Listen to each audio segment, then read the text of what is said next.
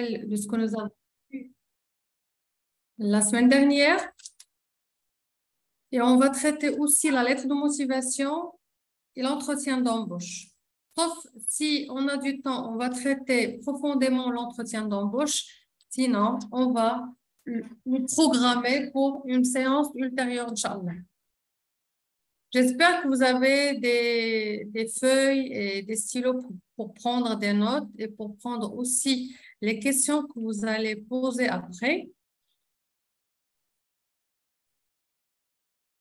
Alors, pour commencer, je vais faire un petit rappel de ce que nous avons vu la dernière fois, qui est le bilan de compétences. Le bilan de compétences, c'est un document que vous faites soit par vous-même, soit vous le soumettez à un consultant, bien un spécialiste du recrutement pour savoir et pour connaître vos compétences par rapport à un domaine et par rapport à un poste. Soit vous êtes en fin de votre cursus d'études, soit vous voulez changer de poste et changer d'entreprise. Ou bien vous voulez tout simplement avoir votre projet personnel. Ça veut dire avoir votre propre entreprise. Alors, pour le bilan, je ne sais pas si vous voyez l'écran. C'est bon? Je vais voir.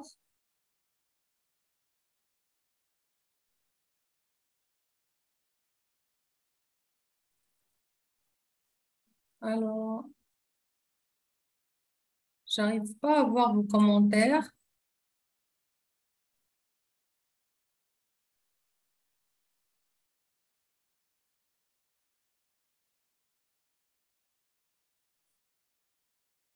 D'accord, c'est bon, j'ai retrouvé.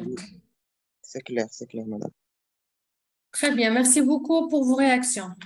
Alors, je disais que le bilan de compétences, c'est un document que vous faites soit par vous-même, ça veut dire que vous avez une méthode à suivre et des questions auxquelles vous allez répondre pour pouvoir élaborer votre bilan de compétences. Soit vous le faites par le biais d'un consultant, d'un spécialiste qui va vous aider par plusieurs étapes pour élaborer votre bilan de compétences.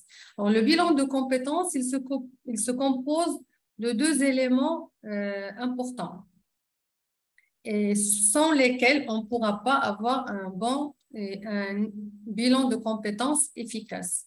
La première chose, c'est le bilan personnel. À partir de son nom, vous allez deviner qu'il s'agit de votre personnalité, d'accord, de vos motivations personnelles et aussi du bilan professionnel. Pour le bilan professionnel, il se compose des connaissances, des formations, des expériences, des compétences. Ça veut dire tout le savoir que vous avez acquis, que vous avez développé au cours de votre vie, de vos formations ou bien de vos expériences professionnelles. Pour le bilan personnel, c'est le savoir-être, aussi le savoir-faire, même si parfois le savoir-faire, on peut l'acquérir à partir de nos expériences professionnelles. Sans ces deux-là, on ne pourra pas cerner nos attentes ou bien les compétences qu'on pourra développer dans les domaines pour lesquels nous voulons acquérir un savoir et un savoir-faire.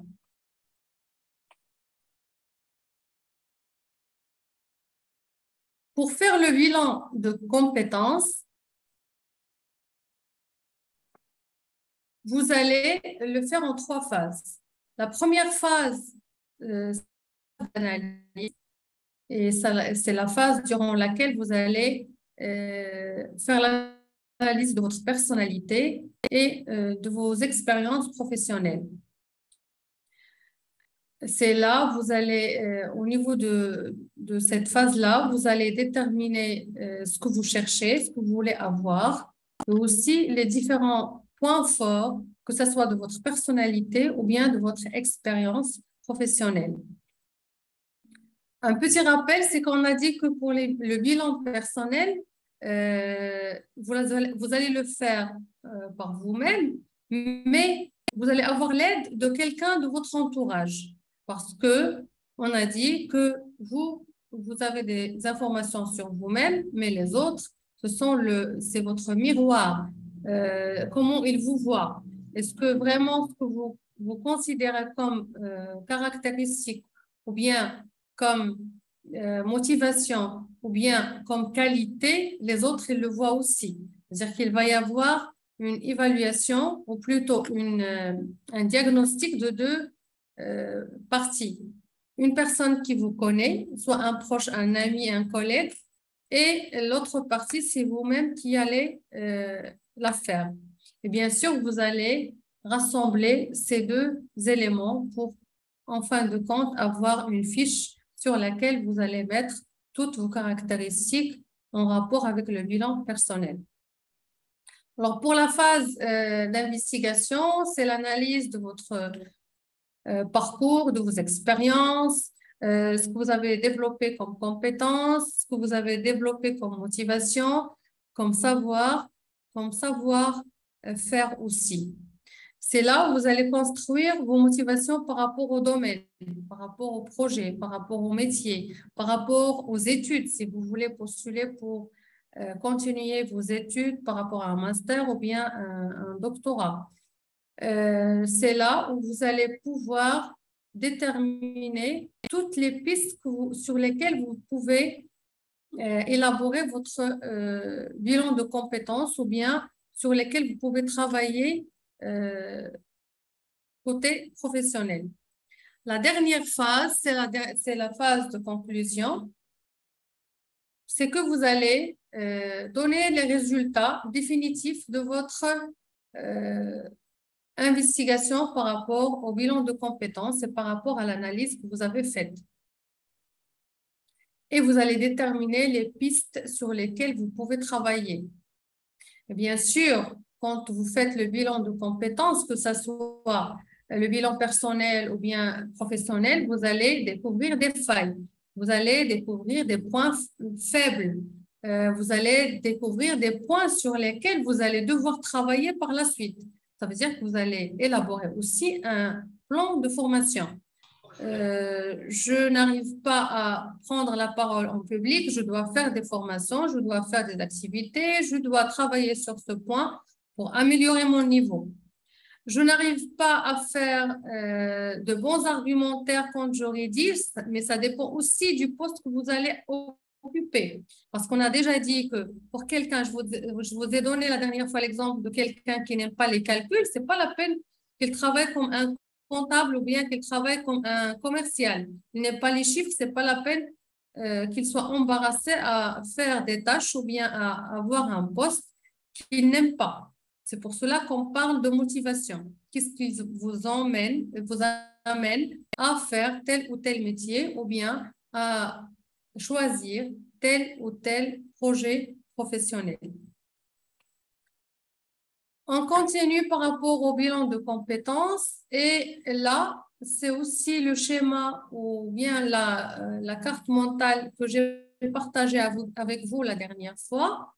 Vous allez mettre des éléments qui sont essentiels pour élaborer que ce soit votre bilan personnel ou bien professionnel en répondant à ces éléments-là. Vous avez les qualités, vous avez les valeurs, vous avez aussi les intérêts par rapport au domaine, par rapport à la profession, par rapport au poste, par rapport aux études.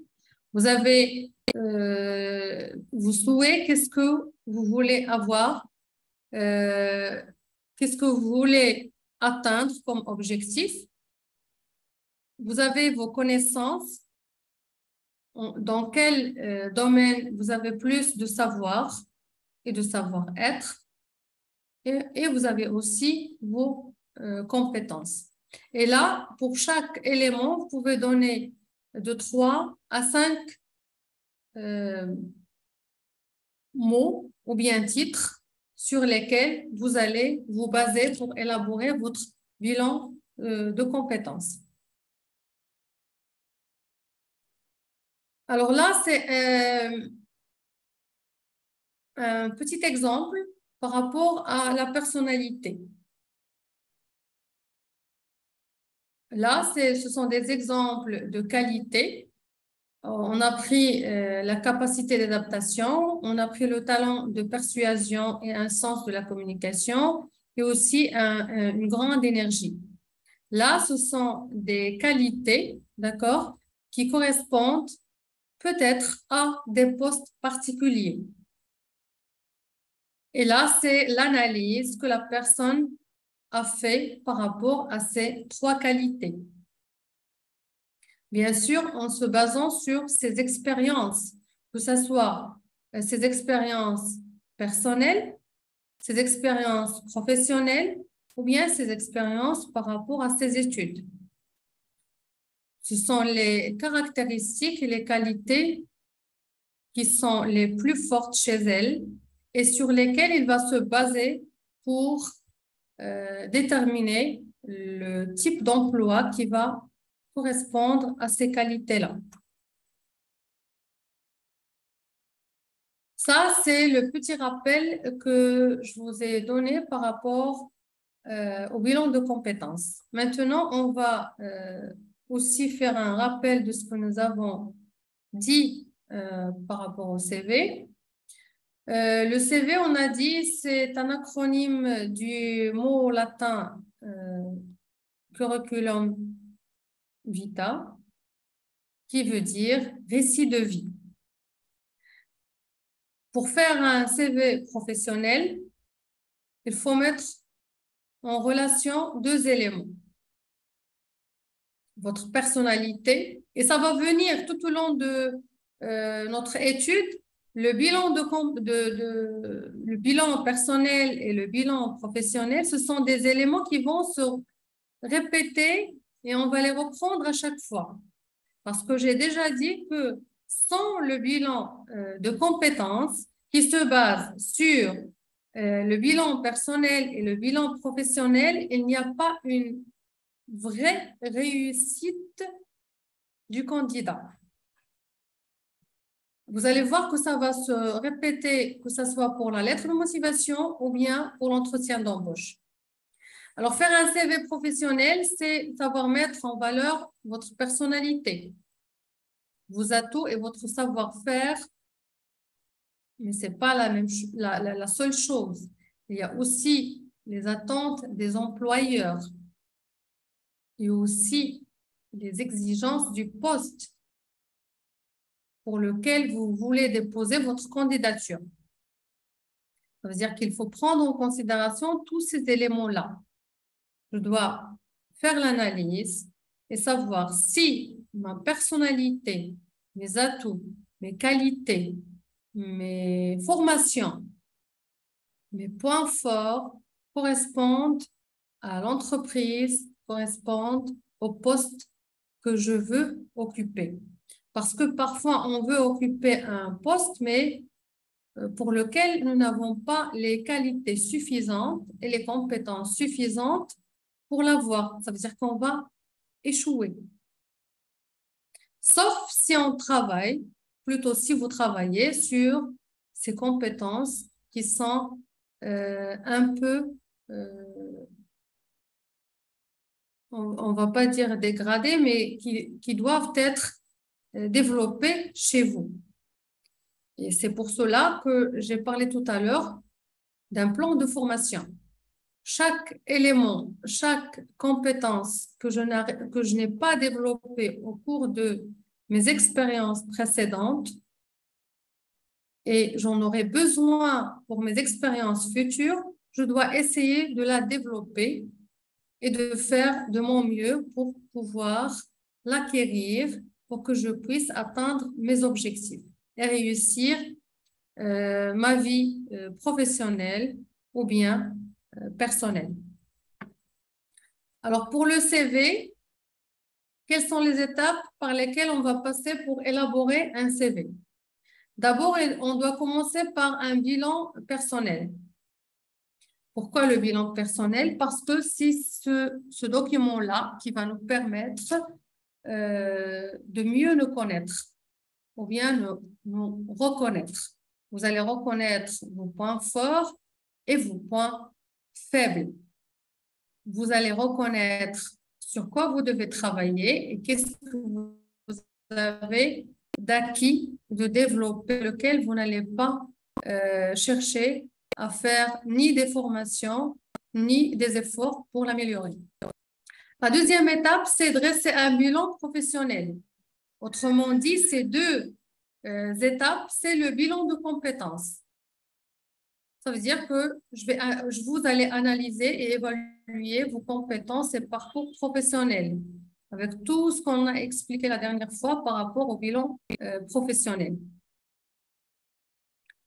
La troisième étape, c'est définir les exigences du poste. Ça veut dire qu'est-ce qui est demandé à avoir pour avoir ce poste. Ou bien, quelles sont les qualités que la personne qui va occuper ce poste doit avoir. De quoi j'aurai besoin si j'occupe ce poste?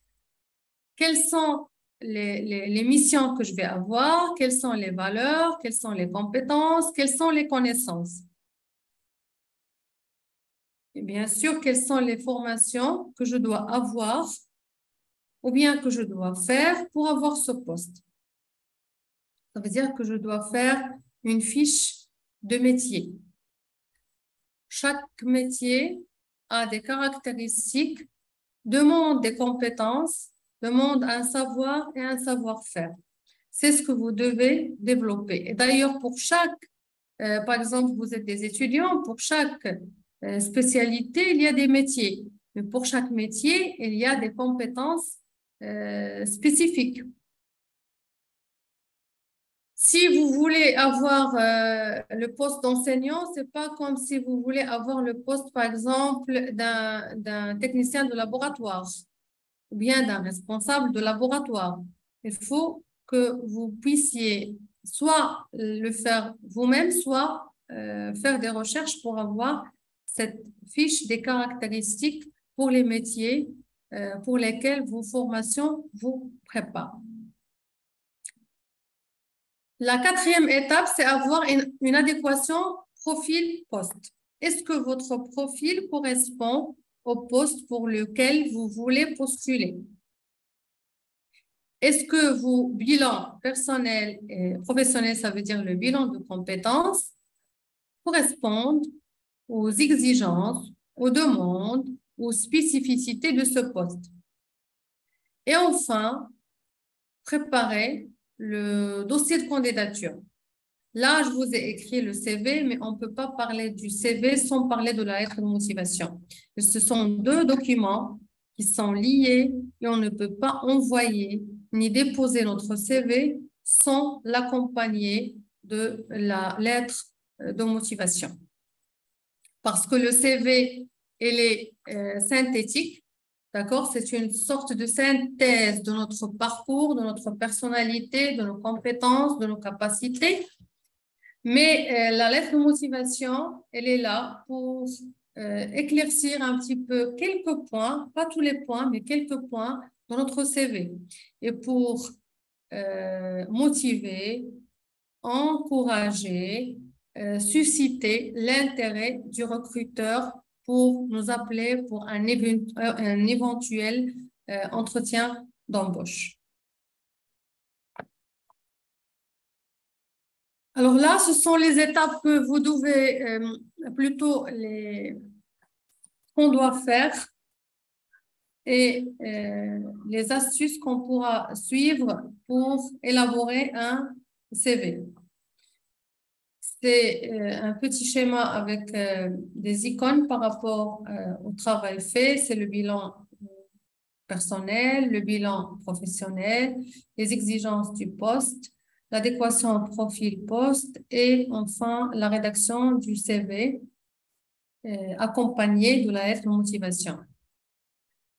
Comment faire un CV? Le CV doit être bien organisé. Je pense que je vous ai montré, pas un exemple, mais plutôt le schéma qu'on doit suivre pour un CV. Et on a parlé, je pense, de la photo, on a parlé des rubriques. D'accord? Alors, le CV, il doit être bien organisé. On doit utiliser des mots exacts. Ça veut dire appeler les choses par leur nom. Des mots exacts et spécifiques. Le nombre de pages, c'est une page. Vous m'avez posé la question, est-ce qu'on pourra étaler notre CV sur plusieurs pages? Oui, si on a beaucoup d'expériences qui sont, ou bien beaucoup d'éléments qui sont en rapport avec le poste, oui, mais on ne peut pas dépasser 2 pages parce que le recruteur n'a pas beaucoup de temps à consacrer à chaque CV. Le CV, c'est une page et il doit être une synthèse de toutes vos expériences et vos compétences et vos qualités. Ça veut dire toutes les informations qu'on pourra avoir sur vous. La forme aussi, il doit être correcte et on doit faire attention aux fautes d'orthographe. Et le CV, il est personnel. Je ne peux pas calquer sur le CV de quelqu'un d'autre. Et d'ailleurs, c'est la même chose pour la lettre de motivation. Je ne peux pas calquer sur le CV d'une autre personne.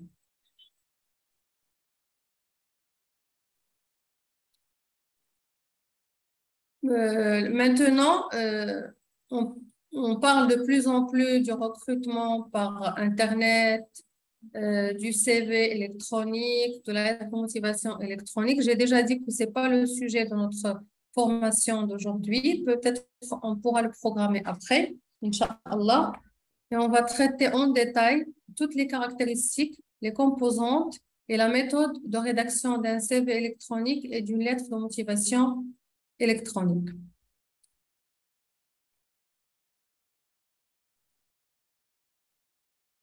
La lettre de motivation. Pour la lettre de motivation, j'ai déjà dit que c'est un document qui est obligatoirement accompagné du CV. C'est-à-dire que je ne peux pas envoyer mon CV sans la lettre de motivation. Et la lettre de motivation aussi, c'est un document qui doit être bien organisé, bien entretenu, bien travaillé. Ça veut dire que je dois lui donner du temps, de la réflexion et de l'organisation. La lettre de motivation, je ne peux pas rédiger une seule lettre de motivation pour tous les postes. Je ne peux pas rédiger une seule lettre de motivation pour tous les CV que j'élabore. Mais pour chaque poste, pour chaque CV, je dois développer, je dois rédiger une lettre de motivation spécifique. Je dois aussi respecter la forme de la lettre de motivation, puisqu'il y a une forme précise qu'on doit prendre en considération. Il y a une structure précise qu'on doit respecter. Elle commence, je pense, je vais faire passer l'exemple que j'ai là. Je ne sais pas si c'est bon? Vous le voyez? Est-ce que c'est clair? Très bien, très bien. Alors là, je vais agrandir. Je vais agrandir. Voilà. Alors là, c'est un schéma de la lettre de motivation.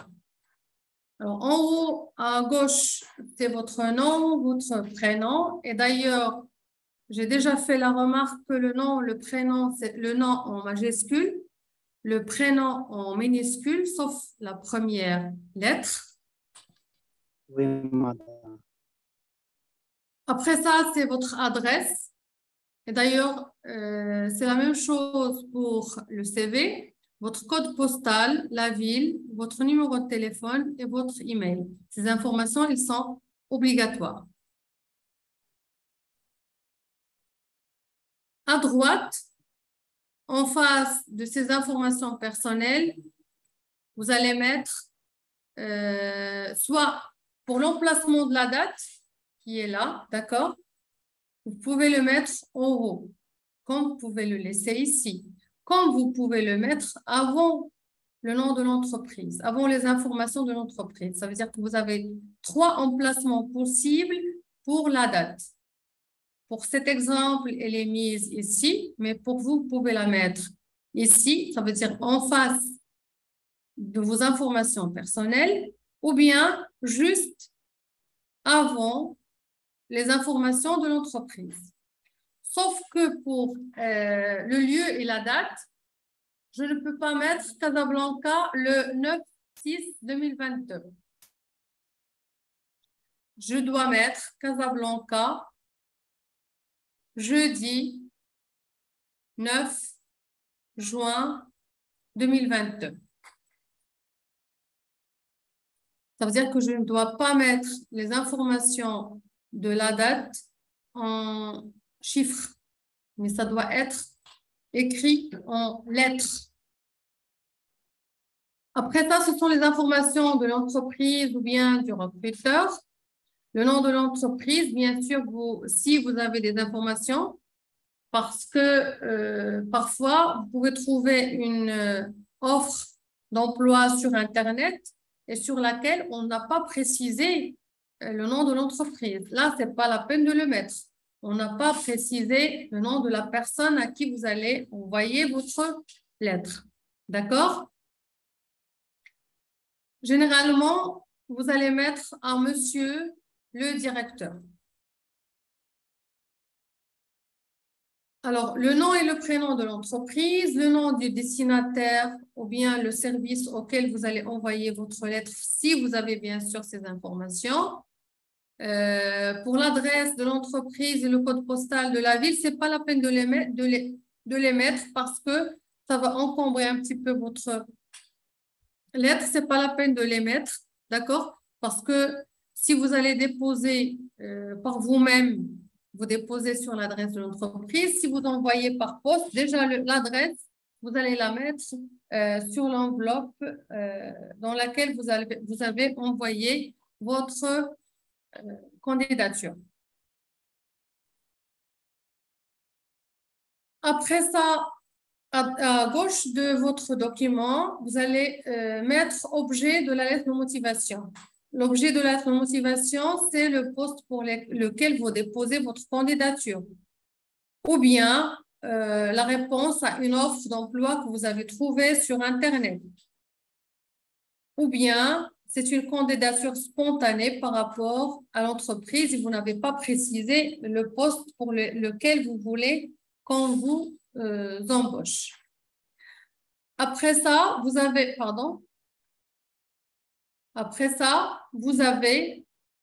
les personnes à qui vous adressez votre lettre. Si vous savez qu'il s'agit d'une personne et c'est un homme, vous mettez monsieur. S'il s'agit d'une femme, vous mettez madame. Sinon, dans ce cas, c'est que la personne, elle ignore à qui elle adresse sa lettre de motivation. C'est pour cela qu'elle a mis madame, monsieur. Et il ne faut pas oublier cette virgule que vous avez là. Et elle est obligatoire. Toujours après l'appellation de la personne à qui vous envoyez votre lettre de motivation. Alors là, c'est la disposition des paragraphes. Généralement, une lettre de motivation, c'est comme le CV. C'est un seul document. Ça veut dire une seule page sur laquelle on va mettre 3 paragraphes. 3 paragraphes, pourquoi? Parce que dans le premier paragraphe, vous parlez de vous. Plutôt, vous parlez, de l'entreprise. D'accord? Après ça, on va voir en détail avec un autre schéma. Après ça, vous parlez de vous. Et dans le dernier paragraphe, vous faites la combinaison entre vous et l'entreprise. Ça veut dire quel est l'apport, quelle est la valeur ajoutée que vous allez donner à l'entreprise. Si jamais on vous donne ce poste, si jamais on accepte à ce que vous soyez l'un des employés de l'entreprise, quelle est cette valeur ajoutée que vous allez donner à l'entreprise? Il ne faut pas oublier les salutations et la forme de politesse. D'accord? Vous allez trouver, si vous faites des recherches, vous allez trouver beaucoup de formes de salutations, mais généralement, il y a une forme qui est standard, d'accord? Mais vous ne pouvez pas l'associer, associer l'attente de votre réponse aux salutations. Par exemple, ici, dans l'attente d'une réponse de votre part, je vous prie, madame, monsieur, de bien vouloir recevoir mes plus respectueuses salutations. Je ne vous encourage pas à adopter la même forme parce que là, on a lié l'attente de la réponse aux salutations. Je peux parler de la réponse ou bien de l'attente de la réponse au niveau de ce paragraphe et après, je passe aux salutations directement sans qu'il y ait une liaison directe entre les deux. Et parfois, vous trouvez dans des lettres qu'il y a des personnes qui écrivent dans l'attente d'une réponse favorable de votre part. Je vous prie. D'accord? Non, je ne dois pas associer mes salutations à la réponse de l'entreprise ou bien du responsable du recrutement. Je dois séparer les deux. Et bien sûr, la forme, l'interpellation que vous avez donnée à la personne au début de votre lettre, on doit la retrouver ici au niveau du paragraphe de salutation, ou plutôt au niveau de la dernière phrase dans laquelle vous saluez les responsables. On doit retrouver la même chose. Si vous commencez par madame, je dois retrouver madame, monsieur, monsieur, mesdames, mesdames, madame, monsieur, la même chose, messieurs, la même chose. Après ça, vous devez mettre votre nom, reprendre votre nom et votre prénom et signer votre lettre de motivation. Alors, la lettre de motivation, elle est différente du CV sur le plan de la rédaction. Pourquoi? Parce que le CV, elle est saisie sur un ordinateur. D'accord? Et vous trouvez des milliers de types ou d'exemples de CV. D'accord? Avec des architectures, des présentations différentes. Mais la lettre de motivation, elle doit être manuscrite. Bien sûr, sauf si vous allez l'envoyer par email ou bien si vous allez l'envoyer par Internet. Mais généralement, quand vous allez déposer ou bien vous allez envoyer votre lettre de motivation par poste, elle doit être manuscrite. Manuscrite, parfois, on dit que les entreprises, elles passent par l'analyse de l'écriture de la personne pour déterminer le type de personnalité.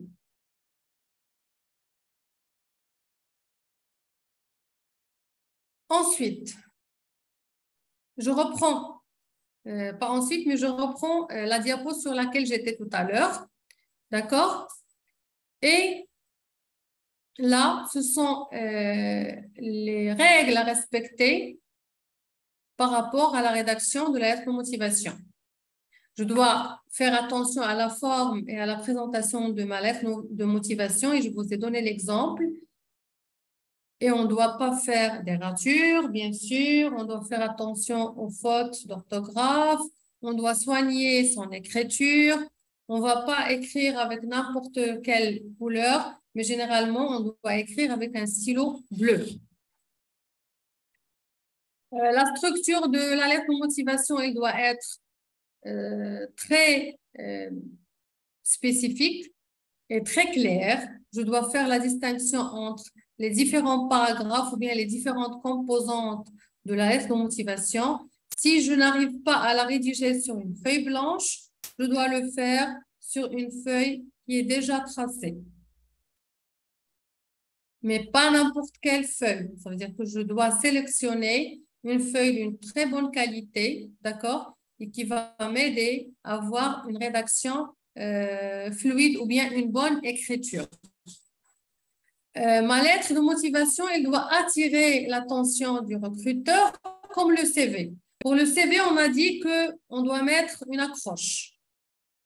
Ça veut dire un titre, ça veut dire une phrase ou bien un mot qui va accrocher le recruteur et ça va lui permettre ou bien ça va l'inciter, d'accord? Ça va le pousser à demander à faire un entretien avec la personne, avec moi, bien avec vous, parce qu'il a été intéressé, il a été attiré, d'accord? Sa curiosité a été suscitée par le titre que vous avez mis sur votre lettre de motivation. Ou bien plutôt, pardon, sur votre CV. Et aussi, je peux reprendre la même accroche sur la lettre de motivation. Avant d'écrire l'objet de la lettre, je peux mettre mon accroche au milieu, avant l'objet de la lettre. Alors, sur une lettre de motivation, on sélectionne les points forts du CV ou bien les points forts de ma personnalité ou bien les points forts de mon expérience professionnelle. En tout cas, je dois traiter un élément qui est pertinent par rapport à ma candidature et qui va faire la différence entre moi, candidat, et les autres candidats. Et bien sûr, au niveau de la lettre de motivation, je dois déterminer, je dois montrer mes motivations pour l'entreprise ou bien pour le poste.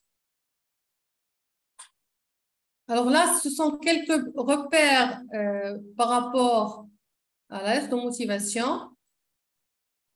Pardon. Ça veut dire ce que je dois mentionner comme information sur chaque. Attendez que je.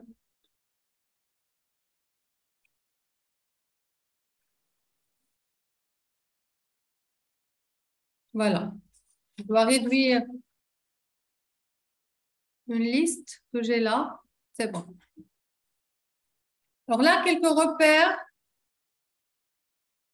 que je dois respecter ou bien que je dois retrouver sur la lettre de motivation. Alors, il y a le fait de parler de vous. Vous allez parler de vos motivations, vos caractères, vos compétences, vos intérêts, vos expériences, votre profil, votre cursus universitaire ou bien le métier que vous avez fait avant.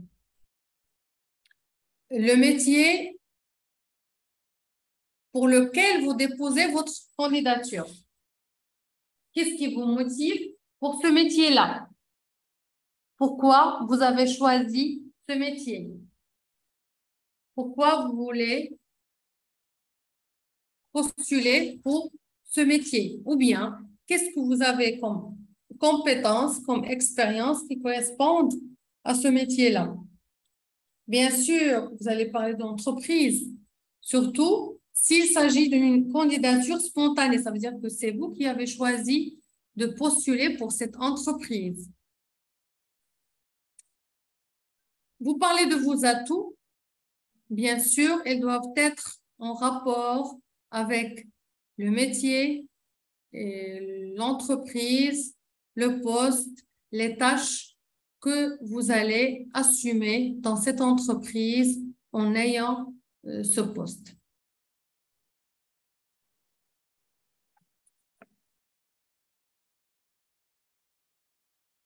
Là, c'est un petit modèle de lettre de motivation. Les mêmes informations qu'on retrouve. Vous commencez par votre nom ou votre prénom. Il faut toujours faire la distinction entre les deux. Au niveau de l'écriture, le prénom, c'est en minuscule sauf la première lettre et le nom, c'est en majuscule. Les informations, adresse, téléphone, email. Après ça, vous avez les informations sur l'entreprise. La date, on a déjà dit qu'on peut la placer ici, on peut la placer en face des informations personnelles, en haut de la page, en haut de la feuille, à droite, en face des informations personnelles. L'objet, ce sont les références si jamais vous répondez à une annonce. Ou bien, la candidature spontanée, c'est le poste pour lequel vous déposez votre candidature ou bien le métier pour lequel vous envoyez votre candidature. L'interpellation de la personne ou bien des personnes responsables du recrutement. Alors là, l'accroche, c'est le premier paragraphe par lequel vous allez attirer l'attention du recruteur.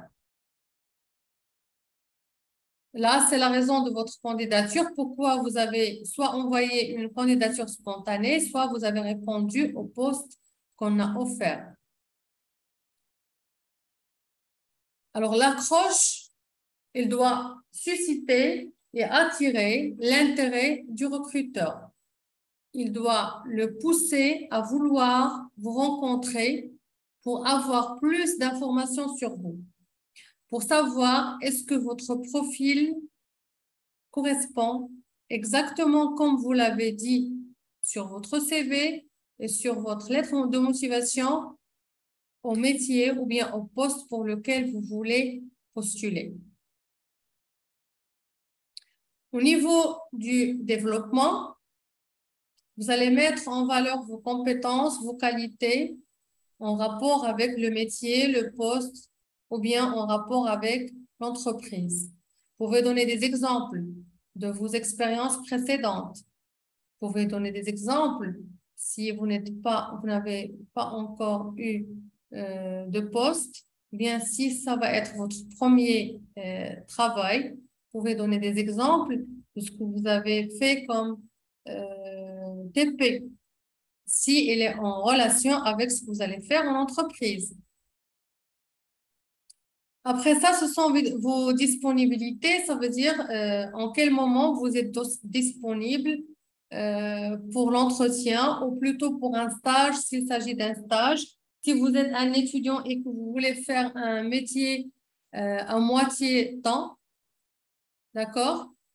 Et après, c'est la demande d'entretien, ça veut dire que vous êtes prêt pour passer l'entretien et que vous voulez avoir un rendez-vous avec le recruteur pour expliciter plus ce que vous avez donné comme information sur vous, sur le CV, ou bien ce que vous avez développé sur vous, sur vos compétences, sur vos connaissances au niveau de la lettre de motivation.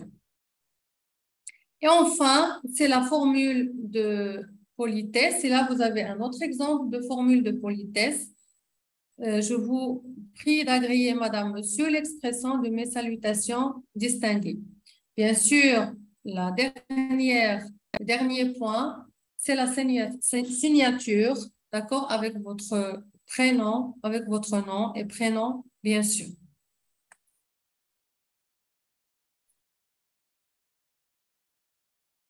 Ça va?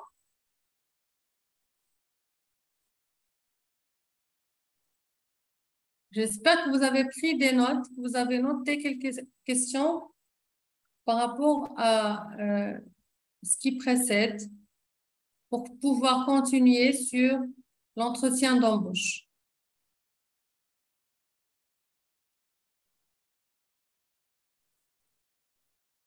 Très bien. Alors, pour continuer, on va traiter quelques notions